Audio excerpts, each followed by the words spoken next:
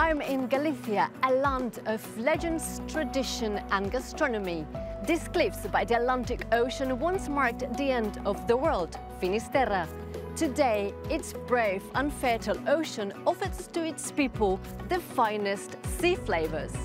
I am going to be traveling around the region, meeting some of its most sustainable and innovative seafood producers, from the coastal area of A Coruña to Rías Baixas in Pontevedra. This is Costa da Morte, an area famous for its seafood and amazing landscapes.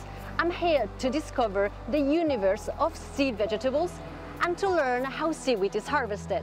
But to do so, I need to head underwater.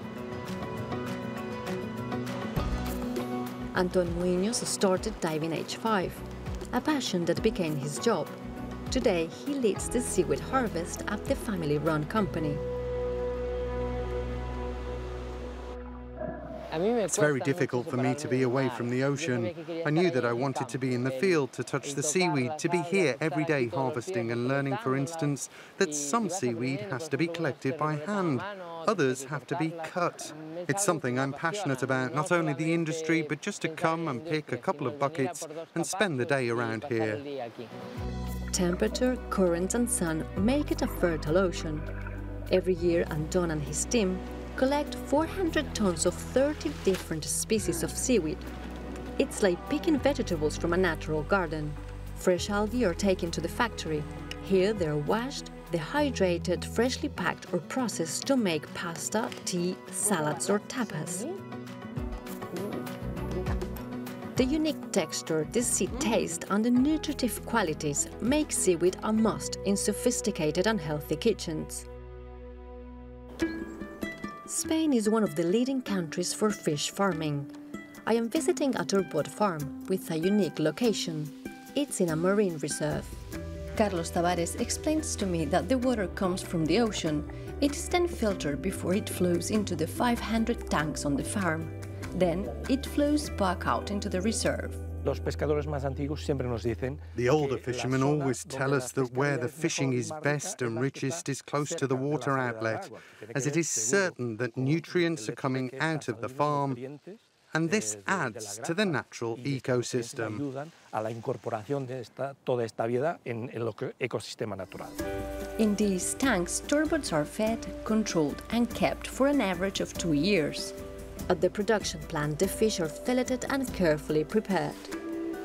Its delicious white meat is highly appreciated. Juvenal, a Roman poet, described it as a delicacy of the Roman Empire, and it also has a high nutritional value. Located by the coast, La Brújula Canning Company only accepts the best catches. Cristina Rey is the quality manager. She gets up at 5 every morning to make sure she gets the finest fish. Today, she's buying sardines. The secret of the company's success is combining excellent raw food, modern facilities, high technology and artisanal processes. What are you doing here? We're taking off fish heads and guts. It gives a bitter taste and it would spoil the final product. The process, the auction, the fish markets is just amazing because you get to live every day the essence of Galician culture, the culture of fishing, not only the manufacturing process, but also all that is behind it. If you don't get good raw material, the result will never be what you expected. The stars of the company are the canning ladies, heirs to the Galician tradition. Historically, women would can the seafood while men were out fishing. The sardines are cut, cleaned and canned one by one. Cristina supervises the salting, toasting and flavouring. Their attentive hands and their wisdom of tradition makes each of the cans unique. Increíble.